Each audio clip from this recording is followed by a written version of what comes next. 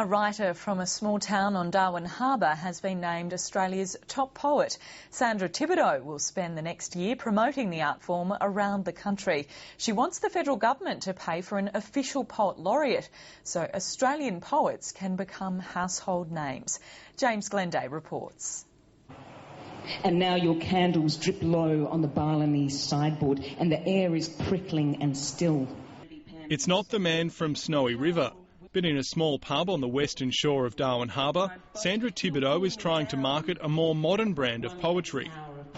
As he leaves for another migration, he crushes me to him. She's just been named Australia's Poet in Residence for 2011. It's the country's highest poetry accolade, and it's her job to make poetry relevant to all Australians. The poet's job is to basically distill what's happening in everyday life and reflect it back to the community. But Sandra Thibodeaux is also trying to get poetry back into politics. She wants the federal government to pay for a poet laureate who would write for heads of state and reflect on national triumphs and tragedies.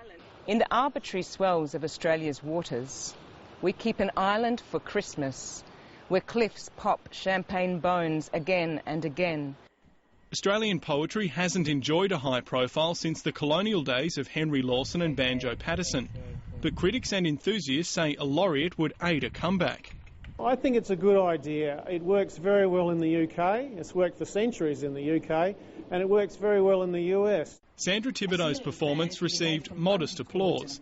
She knows it'll be tough to get everyone into performance poetry, but she plans to try it, one pub at a time. James Glenday, ABC News, Wagait Beach.